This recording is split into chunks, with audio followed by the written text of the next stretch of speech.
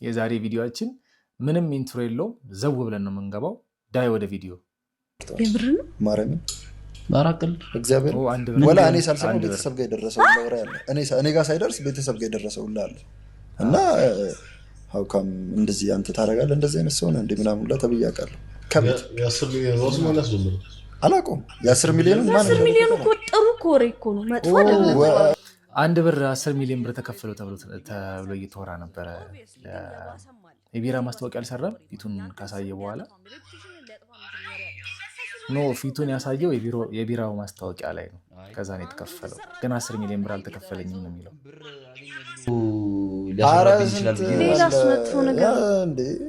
አሁን እኮ አብዛኞቻችን ኬዛችንን እኮ መሪጌታችን ማጥፋት አለ እንዴ? አይደለም ግልጽ ነው። እግዚአብሔር እንዳቆርጠው ብቻ ስጠይ ብቻ አብዛኛው ሰው ሰላቢውስ በአካል ሄዶ ከአንቺ ጋር ከመነጋገር ይልቅ ዞሮ ሌላ ነገር ነው የሚያደርግብሽ። በጣም አስቀያሚ እንትን ላይ ነው የደረስነው። እንደዚህ ሲቹዌሽን ነው you have no idea እግዚአብሔር በጣም አስቀያሚ ሰዓት ላይ እንደደረስነው ብዙ ነገር አለ እኛ ከማናስበው እኛ በሌቭላችን ስለምናስበው ነው። እኛውን ባለንበት ኤጅ እንደዚህ ሊደረግ አይችልም ብለን ስለምናስበው ነው። የሰው ልጅ ብዙ ነገር ውስጥ ይገባል። አንተ በጣም ከእንትኑ በፊት ማለት ነው ከአራዳ ማስታወቂያ በፊት በቲክቶክ ምን ገንዘብ አላገኘህም? አግኝቻለሁ፣ ሰርቻለሁ። እውነት ነው። አንድ ብር እውነቱን ነው። እግዚአብሔር እውነቱን ነው። እኛ በእድሜያችን በሌቭላችን እንደ ነገር ይደረጋል ብለን ስለማናስብ ነው። ወይም ደግሞ የመጣንበት ባክግራውንድ ወይ ከተማ ውስጥ ስለምንኖር ወይ በትምህርት በስርዓት ወጥረን ስለምንኖር ሰው እንደዚህ አይነት አርቲ ቡርት የሆነ የኮተት ላይፍ የሚኖር አይመስለንም እንጂ እውነቱን ነው። ሰው ፊት ለፊት መነጋገር፣ ፊት ለፊት መጋፈጥ፣ ለደረሰበት ችግር እርምጃ መውሰድ ቀርቷል። በቃ ወይ ስምን ይፈልጋል፣ ወይ ወዝ የነካውን ልብስን ይፈልጋል፣ ወይ መቶ የሆነ ነገር ወይ በር ላይ ድንቃር ይዳፋብሃል። በዛ መንገድ ነው ሰው የሚዋጋ እንጂ አሁን ቀርቷል። ፊት ለፊት የሚያናግረ ፊት ለፊት ከአንተ ጋር የሚነጋገር ሰው የለም። ጉዳይህን በሙሉ መርጌታ ነው የሚይዘው ነው ያለው እና በጣም ነው የሚያሳዝነው። እውነቱም ቢሆንም መርጌታ የሚለው ስም በዚህ ደረጃ በመቆሸሹ በጣም ነው ማዝነው። አንድ ብር በዚህ አጋጣሚ እውነትህን ነው። ኦኬ የስግደት ነው ከ4 ቀን በፊት ማለት ነው። ይህ ልጅ ተመልከት ይላል። ለመስገድ ምክንያት አያስፈልግም። ቤተክርስቲያን መሄድ አይችልም። የሆነ መንደር ውስጥ እኮ ነው የሚሰግደው። ታዲያ እንዳለ ግቢ ነው መንገድ ነው ይታያል። ምን አይነት ስልክ ነው ከዚህ ርቀት የቀረጸው እንዴ? ኦኬ ፎጣውን አነሳ። ጋውን ነው እንዴ? ይሄ አስተናጋጅ አይደለም፣ ወጥ ቤት የሚሰራ ሰው የሚያደርገው ጋውን ነው። ይሄ ያወቃችሁት አይደል? ይሄ ጋውን እንደዚህ በጭንቅላት የሚገባው ሴቶችም ወንዶችም የሚያደርጉት። በስመ አብ የሚገርም ነው።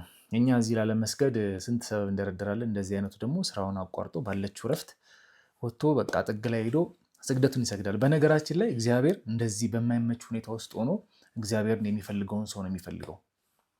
አንድ እንጦጦ ማርያም ገጠመኝ ልንገራችሁ። ይህን ቪዲዮ ሳይሆኑ ትዝ ያለኝ እና አንድ እህታችን ሳውዲ አረቢያ ነበር የምትሰራው ለረጅም ዓመት እና የአህዛብ ሀገር የሙስሊም ሀገር ስለሆነ ይመስለኛል አሰሪዎቹ ምናምን አይፈቅዱላትም እንድትጸልይ እንድትሰግድ ምናምን እና እሷ ደግሞ በቃ መጸለይ ትፈልጋለች። የመናፍስት ውጊያ ያለባት ምን ታድርግ?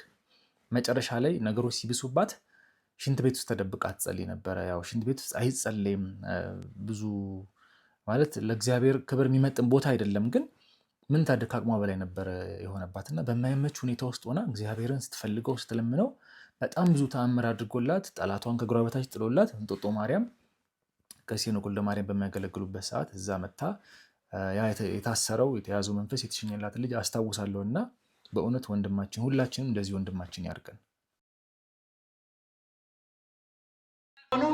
በሩካቤ ስጋ ጊዜ መንፈሱ ከልጁ ጋር አብሮ ይጸነሳል። ሰይጣን በ3 ነገር ነው ወደ ሰው ይመጣል። ወደ ሰው ከሰው ጋር የሚዋሃደው በስንት ነገር ልነግራችሁ ነው። በ3 ነገር ነው ወደኛ የሚመጣው። አንደኛ በራሱ የሰው ልጅ ላጥፋ፣ ይህን ሰውዬ ላሳስተው፣ አሳስቼ ነፍሱን የራሴ ላድርጋት ብሎ ሌት ተቀን ቅድም ጳውሎስ ባለው ጴጥሮስ እንዳስተማረን እንደ አንበሳ ሲያድነን የሚውለው በራሱ ይመጣው። ምክንያት ፈልጎ ይዋሃደናል። አንደኛው። ሁለተኛው ደግሞ በዛር እኔ የዛር መንፈስ ይቆራኛቸዋል ዘመዶቻችንን። ከዛ በኋላ የዛር መንፈስ የያዛት ሴት ልጇም የዛሩ ወራሽ ትሆናለች። ውርሻ ይባላል። የመንፈስ መወራረስ ይባላል። የመንፈሰ ዲያብሎስ፣ የመንፈሰ አጋንንት፣ የመንፈሰ ሰይጣናት መወራረስ ይባላል። ከአባት ወደ ልጅ፣ ከእናት ወደ ተጠጋሁት እንዴ ካሜራ ፊቴ በጣም ተጠጋል። እናትና አባት ባለዛር ከሆኑ በሩካቤ ስጋ ጊዜ መንፈሱ ከልጁ ጋር አብሮ ይጸነሳል። እናትና አባቱ ጿሚ ጸሎተኞች ስጋው ደግሞ የሚቀበሉ ካልሆኑ በተለይ ዛር ያላቸው ከሆኑ ዛሩ በሩካቤ ስጋ ይቆራኛቸው ሲያስገብራቸው ይኖርና ዲያብሎስ እዚያ በኋላ በሩካቤ ስጋ ከልጁ ጋር ይጸነሳል። በዚህ ጊዜ ልጁም የተወለደውም የተለያየ ሰው ይሆናል። እንደነ ሂትለር ያለው እንደገና ደግሞ በእኛ ሀገር ይቅርታ አቋረጥኩባችሁና ብዙ አባቶቻችን ብዙ መምህራኖቻችን ስለማይናገሩት ነገር ነው ሲናገሩ የሰማኋቸው እና ገና ሀሳቡን እየጀመሩት ነው። ስለገረመኝ ነው። እስከ መጨረሻው እናያቸዋለን።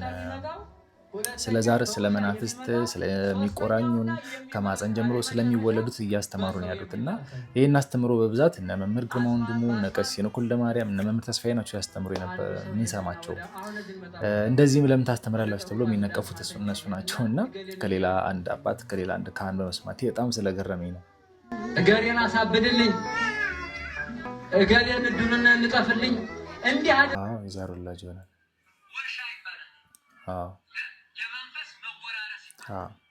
በዘር ስለሚተላለፍ ነው እኮ ዛር የተባለው። በዘር ነው የሚተላለፉ።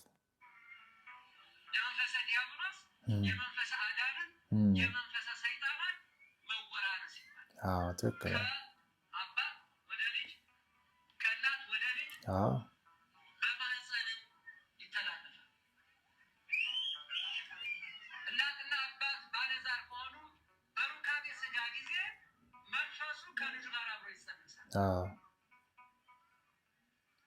እናትና አባቱ ጿሚ ጸሎተኞች ስጋው ደግሞ የሚቀበሉ ካልሆኑ በትክክል አባታችን። የዛር መናፍስት ስራቸው የሚሰበረው ስራቸው የሚቋረጠው በስጋው ደሙ ነው። ከስጋው ደሙ ላይ ደግሞ መንፈሳዊ ውጊያ ሲጨመርበት ጾም፣ ጸሎት፣ ስግደት በተለይ ደግሞ ብዙ ስግደት የአምልኮ ስግደት ሲጨመርበት ይሄ ነገር ይፈራርሳል።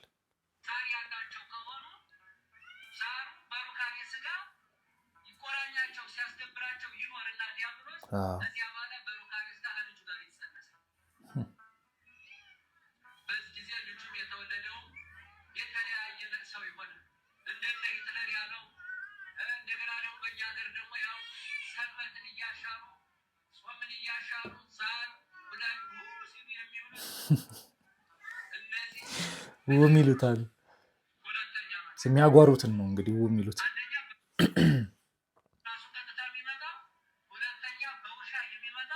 ሶስተኛውና የመጨረሻ በሰው የሚላከው።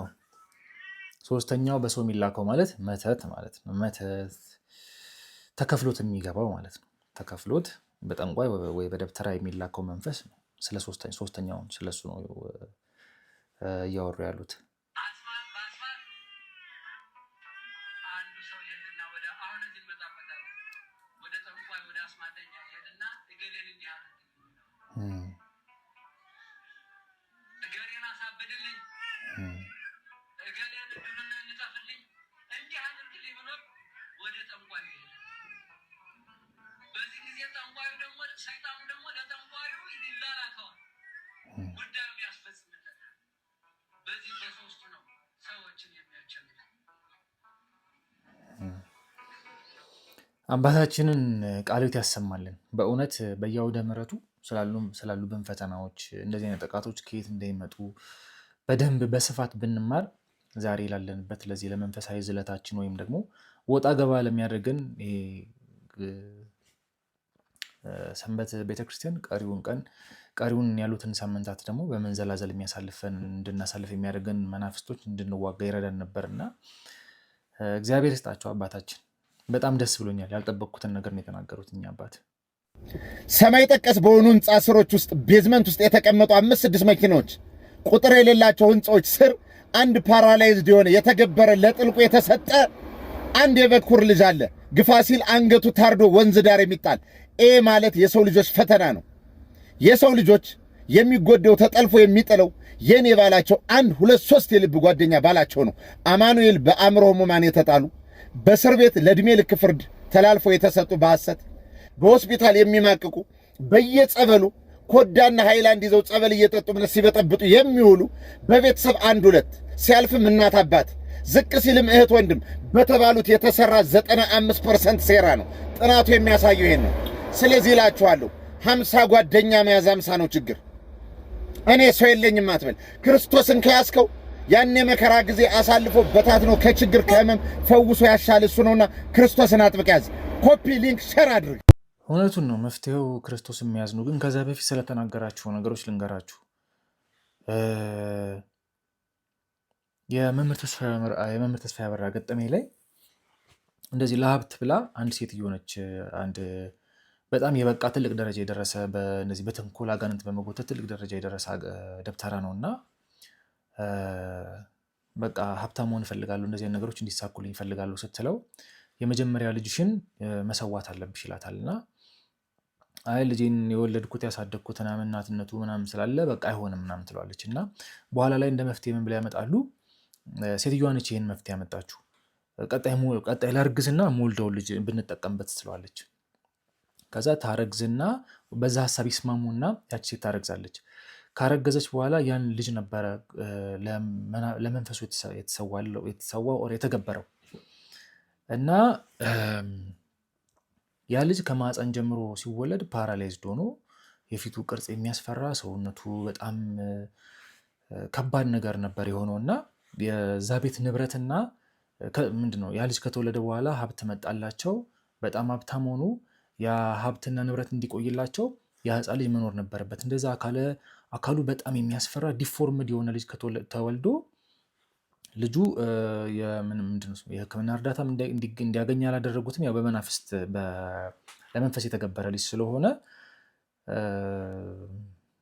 በሀብትና በዛ በከፍታ ማማ ላይ እንዲቆዩ ያ ልጅ በህይወት መቆየት ነበረበት። እዛ ቤት ውስጥ በቃ ላዩ ላይ ነው የሚጸዳዳው፣ ዳይፐር እየተቀየረለት ምናምን እዛ ቤት ውስጥ ይኖር ነበረ ልጁ። ያው እንዳለ ብዙ ነገሮች ያሉት ብዙ ነገሮች የመጡት በልጁ አማካኝነት ስለሆነ እና እውነት ነው። እኔ አንድ ቀሲስ ሄኖክ ወልደማርያም ጋር በማገለግልበት ጊዜ አንድ ፖሊስ የነበረ ሰው ነበረ፣ ለብዙ ዓመት መርማሪ ፖሊስ የነበረ አንድ ወዳጅ ነበረኝ አብሮን የሚጠመቅና እሱም እንደነገረኝ ልንገራችሁ። ከተማ ውስጥ ነው፣ አዲስ አበባ ከተማ ውስጥ ነው። ሀብታሞች ናቸው በጣም። እኔ ፐርሰናሊ ሳይሆን ድርጅታቸውን አውቀዋለሁ። የድሮ ሰፈሬ የነበረበት ነው እና ቤታቸው በአንድ ስራ አጋጣሚ ቤታቸው ሲገባ ግቢ ውስጥ ፀሐይ የማይመታው ላዩ ላይ ሼድ የተሰራለት ፀጉሩ ገላውን የሚታጠብ ፀጉሩ የሚበጠርለት የታሰረ አህያ ነበር ያገኘውና አልገባውም። መሀል ቦሌ ነው፣ የሚያምር ቤት ነው፣ የሚያምር ግቢ ውስጥ ነው እና ስንት ዘመናዊ መኪና በቆመበት እዛ ግቢ ውስጥ ፀሐይ የማይመታው የተከለለለት አህያ ያገኘውና ሰው ደግሞ እንዲህ አይነት ነገር ምን ይሰራለታል ምናምን ብሎ ያው በቃ እሱ ለስራ ነበር የመጣው። እንዲህ አይነት ነገርም ስለማያውቅ አልገባውም ነበርና በኋላ ላይ ወደ መንፈሳዊት ሲገባ ነበረ የገባውና እውነቱን ነው። ብዙ ነገር አለ በየቤቱ ብዙ ነገር አለ። ስፔሻሊ ያው ሰው ሲሰራ ችግር ነው፣ ገንዘብ ሲያገኝ ችግር ነው። ብዙ አይነት ወሬ ይወራባቸዋል። ግን ይሄ ወንድማችን እውነቱን ነው። እንደዚህ አይነት ነገሮች አሉ፣ በየቦታው አሉ። እኔ አይደለም እኔ አለማለቴ ግን ያናድደኛል። አብዩ አርሰናል በጣም የሚመቸኝ የልጅነት አይነት ጥላ ነው አላለም ወይ? አልፍልህ ወይ አይለቅህ ጨጓራ አታገባም ህይወት የለም። ኧረ በስመ አብ። እንዲህ ያለው ደግሞ የሊቨርፑል ደጋፊ መሆኑ ነው የሚያናድደው። እሱ ነው ትገባለህ እሺ በጸባይ ደግሞ እቆርጥልሃለሁ። ከፈለክ እንትን ታደርገዋለህ። በምልክት ይደረግልሃል። ግን አርሰናል ማለት ምንድነው? አንድ ይድገምልኝ። ምን የልጅነት አይነት ነው። አይለቅህ፣ አትቀይር፣ አትቀየር፣ አትበላ። አሁን ዛሬ ኳስ እንዳታዩ እሺ፣ ይብራባችሁ። በቃ ኳስ እንዳታዩ ተኙ። ሳካ ድኗል ምናምን። የእናንተ ጨጓራ አይድንም። አቢ እዩ በጣም ነው የሚመቸኝ፣ በጣም ነው የሚያስቀኝ። ከተናገረው ንግግር ጀርባ እውነት ነው የተናገረው። ከጨዋታው ከለገጣው ጀርባ ትልቅ ቁም ነገር ነው የተናገረው እና አርሰናል ብሎ ነው እንግዲህ። አርሰናል ማለት የልጅነት አይነ ጥላ ነው። ወይ አታገቡ ወይ አትሰሩ ወይ ህይወታችሁ አያልፍላችሁ ነው ያለው እና አብዩ እንግዲህ የልኳንዳ ልጅ ነው፣ የከተማ ልጅ ነው። እንደዚህ አይነቱን ይሄ የእኩለ ሌሊቱን የቀትር ጋኔኑን የዛኛውን ዓለም እኛ የማናውቀውን የድብቁን ዓለም ሰዎች የሚያውቁትን ሚስጥር ነው የተናገረው እና እንደ ቀልድ እኮ ይወራል፣ እንሰማዋለን። እንግዲህ አርሰናልን ነው የልጅነት አይነ ጥላ ነው፣ አያሰራም አያስኖርም ምናምን የሚለው እና እንደ ቀልድ እናውቀዋለን። መፍትሄው ደግሞ ቤተክርስቲያን ውስጥ እንዳለ፣ ቅዱስ ቁርባኑ እንዳለ፣ ጾም ጸሎት ስግደቱ እንዳለ እናውቃለን። ማለት ችግሩን ካወቅን መፍትሄቱ ጋር እንዳለ እናውቃለን እና ችግሩን እያወቅን ብዙዎቻችን ግን የባህል ሐኪሞች በስራ ስር አልቴት በምናምን ብብት ውስጥ የሚታሰር አንገት ላይ የሚታሰር ምናምን ተብሎ ከጀርባ ዋቴሌል አቴሌል ቀቀቃ ሸሸፈፈ ምናምን ተብሎ በክታብ በሚታሰር መድኃኒት ነው እንጂ የምንፈልገውን ትክክለኛውን የክርስቶስን ስጋና ደም የምንፈልግ አይደለንም ብዙዎቻችን። እና አብዩ እግዚአብሔር ይስጥህ፣ በጣም ብዙ ነገር ነው ያስተማረን እሱ ራሱ። ሰርግ ነው ይሄ በስላሴ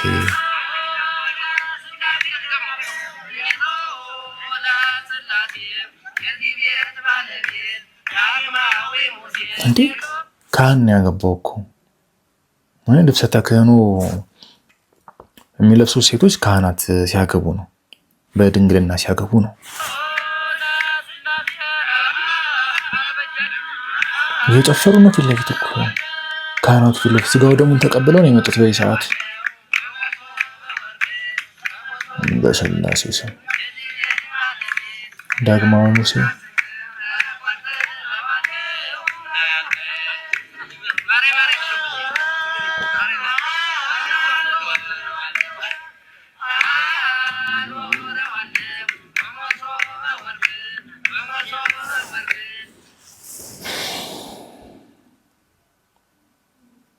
አሁን ምንድን ነው የሚባለው?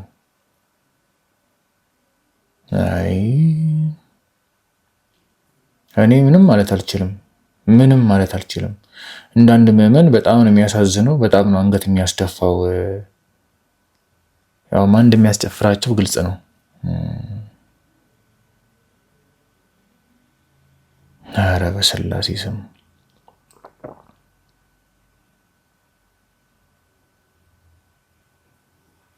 ቄስ ከጨፈረ ፍየል ከቀዘነ ነው የሚባለው።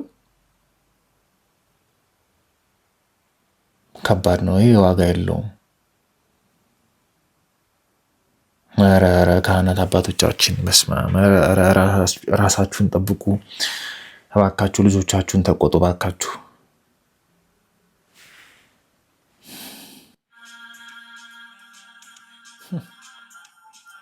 ዕፀ አሩጥ እጹን አይደለም እየነገርኳችሁ ያለሁት፣ ስለ እጹ አይደለም። እሺ ቆይ ዕፀ ገትር የሚደፋ የሚገትር ነገር ይገትረ።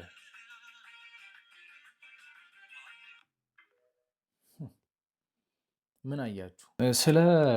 ስለ ቅጠሉ ላወራችሁ አይደለም፣ ስለ ቅጠላ ቅጠሉ፣ ስለ ዕፀ ገትር ዕፀ ምናምን ስለሚለው ሳይሆን ይሄ ቪዲዮን የሚቀርጸው ሰው ጣቱ ላይ አድርጎት ስለነበረው ቀለበት ነው ላወራችሁ የፈለግኩት። እና እነዚህ ቀለበቶች ስንፈተ ወሲብ፣ ግርማ ሞገስ፣ አፍዛ ድንዝዝ፣ የሰላቢ መተት ብዙ ነገር ይደገምባቸውና ቀለበት ብቻ አይደለም የአንገት የብር ሀብል ይደረግባቸዋል። በአንገት በብር ሀብልም በኪስ በሚያዝም በተለያየ መንገድ ይጠቀሟቸዋል ሰዎች እና ከእንደዚህ አይነት ሰዎች ጋር በስራ አጋጣሚ፣ በህይወት፣ በትምህርት በብዙ አጋጣሚ ትገናኛላችሁ እና ራሳችሁ እንድትጠብቁ ስፔሻሊ የብር ቀለበት ሆኖ ጌጥ ያለው ነገር ከሆነ ተለቅ ያለ ነገር ከሆነ በጣም ተጠራጠሯቸው፣ በእውነት ተጠራጠሯቸው። ሁሉንም ሰው ጠርጥሩ ሳይሆን ቢያንስ ራሳችሁን ተመልከቱ፣ ዙሪያችሁን በደንብ እንድትቃኙ ይረዳችኋል። በጣም በጣም በጣም የብዙ ሰው ህይወት የተበላሸበት ነው ይሄ ነገር፣ በጣም አደገኛ ነው። የግርማ ሞገስ ያልኳችሁ እንዲፈሩ ሰው ሲያያቸው እንዲንቀጠቀጥ ቢሰድቧችሁ ቢያንቋሿችሁ ምን ቢላችሁ ራሷችሁ እንዳትከላከሉ የሚያደርግ ነው። እላያቸው ላይ ያለው መንፈስ ለምሳሌ እኔ አስደርጌው ከሆነ ይሄን ግርማ ሞገስ እኔ የምቆጣው ወይ የምሰድበው ወይ የማንቋሸው ሰው ላይ ሄዶ ስለሚያርፍበት ያ ሰው እንዲፈራኝ ራሱን እንዳይከላከል ይታወቀዋል። እየሰደብኩት እያንቋሸሽኩት እንደሆነ ግን የላይ እርምጃ እንዳይወስድ የሚያደርግ ነው ግርማ ሞገስ። ኧረ በጣም ብዙ ነገር ነው የሚሰራበትና የምትጠረጥሩት ሰው ካለና ይሄን ቀለበት እጃቸው ላይ ጣታቸው ላይ ያለውን ቀለበት የማግኘት አጋጣሚ ወይም ደግሞ አክሰሱ ካላችሁ ባገኛችሁት አጋጣሚ ጸበል ውስጥ ነክራችሁ አውጡት። ያ ስራቸው ያ ተንኮላቸው ይከሽፍባችኋልና እባካችሁ ጠንቀቅ በሉ። መንገድ ላይ የምታያቸው በጣም በጣም በጣም ብዙ ሰዎች አሉ። መንገድ ላይ የምናያቸው በተለያየ በስራ አጋጣሚ የምናገኛቸው ብዙ አይነት ሰዎች አሉና እባካችሁ ራሳችሁን ጠብቁ። የዛሬውን ቪዲዮን አላረዝምባችሁም፣ በዚሁ እንጨርሳለን። እነዚህን ኮንቴንቶች ከወደዳችኋቸው ከዚህ በኋላ እስኪ እንደዚህ አይነት አጫጭር ቪዲዮዎችን እየሰበሰብኩላችሁ እመጣለሁ። ራሳችሁን ጠብቁ።